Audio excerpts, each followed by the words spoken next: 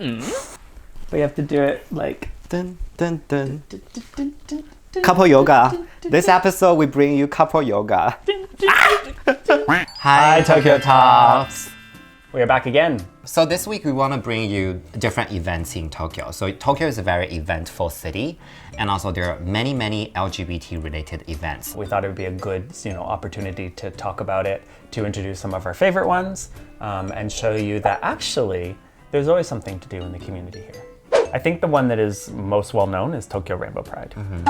That happens at the end of April to early May, so usually around Golden Week. I think very similar to other countries, Rainbow Pride is really about LGBT rights. Yeah. Recent years, it has become much bigger and bigger each year. There are more corporations, like companies join the events and showcase their acceptance for the LGBT community. Yeah. So when I first started walking in Pride here, maybe around a decade ago, it was really tiny. And some years they wouldn't have it, and getting support was really hard. But now it's grown a lot. It's really big, lots of changes, lots of support. So obviously not this year, it's not happening this year because of Corona. They're doing it virtually. They're doing a virtual one, but in general, that is a massive celebration that goes beyond our community. I think that's probably why it might be one of the most important events of the year, is it goes beyond the gay community to generate awareness on a wider scale. And I think 2 years ago, they also invited Hamasaki Ayumi. Yes. So which is I was top there. diva. I was there, yeah, and I was in the front actually. I got tickets to be in the front, so we were only a little bit away. I was with my co-worker, and she was doing her songs. We were like, yeah.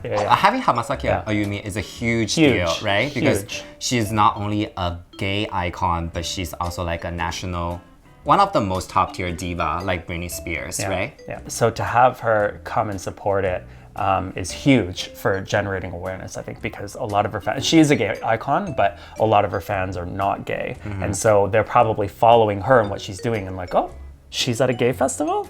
So it's very cool. So one thing that I really love going to is the Vita Pool Party. So what do you like about Vita Pool Party? I just like how it's an outdoor, really fun summer event. It's not like going to the beach, but something about it feels like we're going to the beach. We all know we're gonna go to a special pool, have party, have some drinks, dance, have go-go boys. It's something I can look forward to because I know it's gonna happen in summer every year. And then often what's usually connected with Vita Party is another event. And that's another thing, it's like 2 events in one, right? Because then it brings Ageha into the picture. So usually people go have your daytime pool party, dancing and swimming around and, flirting with boys and having fun. And then after you go to Ageha. Ageha is probably the closest thing we have to a gay circuit party here, in my opinion. It is a gay circuit party. Yeah, it's a huge venue for Japanese standards, huge. There's multiple DJs, multiple rooms. There's also food. This is something I really like, is when you're at Ageha, you're kind of trapped in the middle of nowhere. So usually people just stay. So you can have there's food trucks and everything that are brought actually on location. Lots of fun, so yeah. Somehow they always coming as a package, right? Yeah. Together. Yeah. During the same week. It's same day. Same day. Yeah. So, okay. and I think also it's very close. So you have to go all the way out to Disneyland, right? And then Ageha is very close. The venue is very close to there. So then after it's just, it's not that far to get to Ageha, and then you can continue them. But Ageha is, Shangri-La. Yeah. Is a huge venue. I don't think it's only for Japanese standard, but in general speaking, it is a very big venue. And actually, it's one of the few venues that people fly in for. The parties, right? It's quite well known that Taiwanese people come to, they'll choose to do their Japanese trip of the year or their yeah, and they combine it. Yeah. I see. So I don't think these other parties or these other events that we talk about, even Pride, I don't think it generates the pull internationally that Shangri-La Ageha can. So if you wanting to come to Japan for a party event, I think maybe visiting during summer and aiming for the pool party and also for Ageha will be a good experience for you. But okay, so the events, they're not all just clubbing, party, dancing, gay events. There are other events that are different. Like we have the Rainbow Reel, which is like a gay LGBT cinema festival. That happens in July. Lots of fun, good opportunity to sort of see what's going on. And in the way that Pride kind of reaches a wider audience, having like a movie festival like that is really good because it actually goes and brings in people outside of the LGBT community. So what do? They just showcase like Japan LGBT films, or from when I was like going and watching it were like Asia-based films, like Taiwan, and Hong like Kong, yeah, China. and Taiwan and like Thailand and stuff like that. But also Japanese films as well. Yeah. Okay. But they do require you to buy tickets and stuff in advance, and those get sold out and stuff like that. So yeah. That's cool. So it's more like a matsuri, like a period of time. We have this like movie festival, so you can watch it at different places. So like during certain period of time, they have different venues for that. Yeah. Okay. So next, I want to talk about something very interesting, but I think maybe from a Western point of view, I think may think, oh, Japanese people are weird in doing this kind of. So we have a penis festival. Penis festival. Yeah. But the official name is called Kanamara Matsuri, right? The Kanamara Matsuri is centered on a local penis venerating shrine. The legend is that a jealous, sharp-toothed demon hid inside the vagina of a young woman whom the demon fell in love with and bit off penises of two young men on their wedding nights.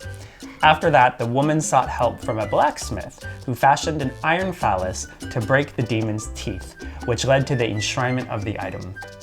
The jinja, the shrine's name is called Kanayama Jinja. Okay, and so people go there to wish for prosperity and also fertility for women, and also for harmony in sex between couples. Okay, and the last one is the most important one it's famous for, is to avoid STD. The first Sunday of April is the main event, but the Matsuri lasts for a couple more days. And we wanted to go this year, but unfortunately because of Corona, it wasn't canceled. I think it was just like only people related to the actual festival itself could go, and everyone else could just join in online or something like that. So maybe next year we'll take you down and show you what it's like. I think it's definitely gonna be very fun. It's super fun. It's not okay. Have you been? No, you've never been. I've never been. But I just want to say, just a kind of like disclaimer: this is not a gay event. It's not a gay event, but it overlaps and brings multiple discussions within multiple communities to one central area. Yeah, I think it's because we worship a strong penis. Exactly. Who doesn't worship a strong penis? It's a fun festival. It's nice to go out and just sort of have some like cheeky fun, but also see a traditional festival. It has history, and it is serious, and but at the same time, it also realizes that the subject material it deals with is, different from other festivals. There's a little bit of a fun air, that's why everyone's like sticking these like dick candies in their mouth, right? There is that there. But having said that, it doesn't go into like obnoxiousness or like shenanigans or anything like that. It's like just a nice middle ground. In our job video, we talk about Job Rainbow. Yeah. So Job Rainbow is definitely another once a year event that happens in Tokyo. Last year it happened in September. So Saturday and Sunday, just 2 days. So different companies, put out their setsumekai. So setsumekai is something very common in Japan when people graduate, university. Then they'll go to different setsumekai, kind of like an explanation.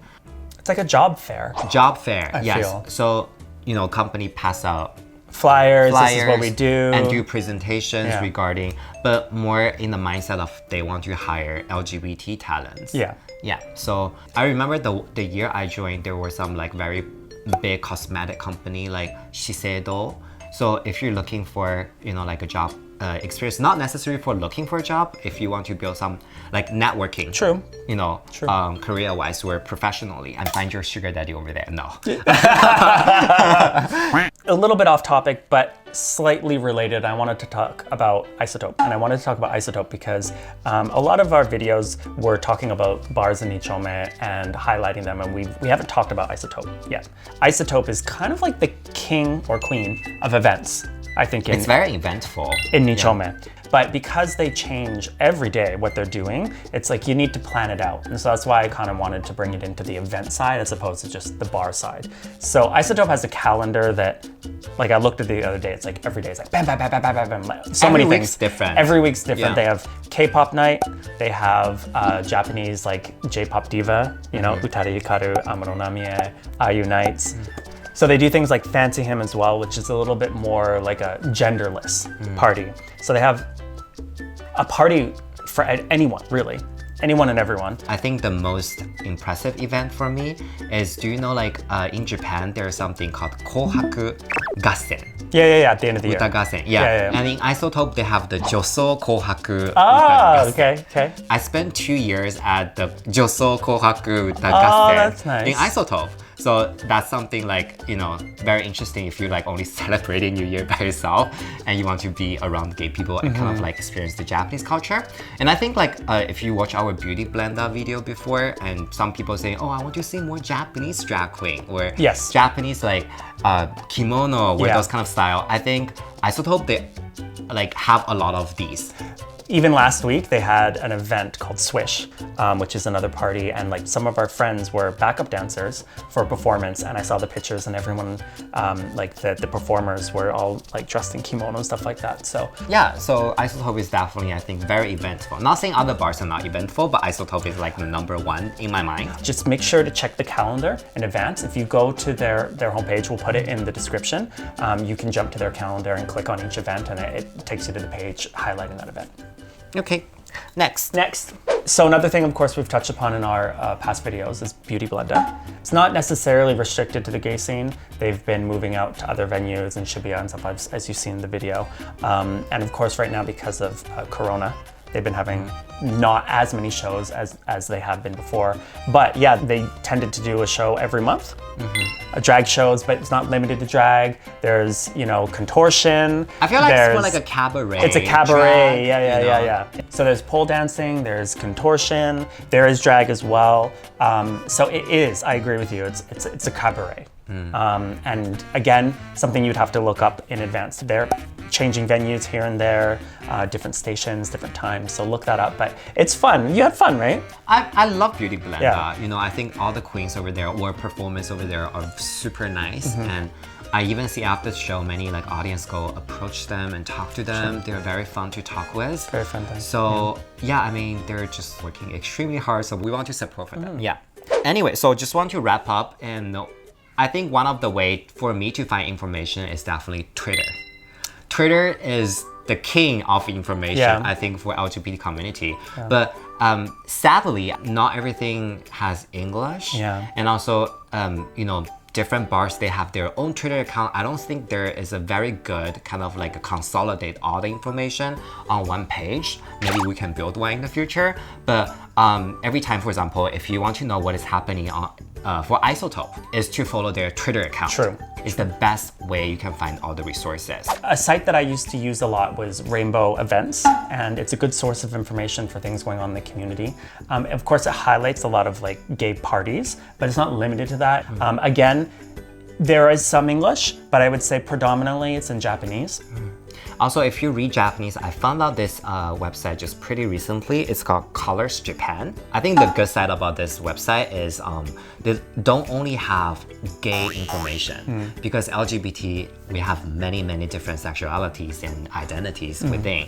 So they actually have lesbian events, like party events, and also for like informational events. And I also noticed on that page there's information about adoption for LGBT couples and stuff like that. So it's a variety of information is available on that page. If you do understand Japanese even a little bit, I think it's a good website to check out and use your Google Translation or something. They have different tags on it. For example, this event is for gay people, they say like gay. If for lesbians, it's like lesbian. So you or can like, filter. Yeah, for like communication, they would say like koryukai Okay. and like networking, right? And also you can see those like educational events, and also some like events like you just love Fendoshi Guy and they have like Fendoshi party or Glory Hole Bars discount event. So it's as I mentioned earlier, it's a very variety. That's has good. a wide range of information and varieties on this website. And it's great. You can go and filter with Whatever whatever is tag you interested, want. yeah. Whatever tag floats your boat. So those were some of our favorite events. What do you think? Let us know if we've missed anything. There's so many events going on around in Tokyo that we couldn't cover it all, but we'd be interested to hear what you're looking forward to in the upcoming months. If you want to know any specific more details about certain events, let us know, comment below, and we can definitely do a dedicated video for that. All right, thanks again, and we'll see you next time. See you, bye-bye. Bye-bye.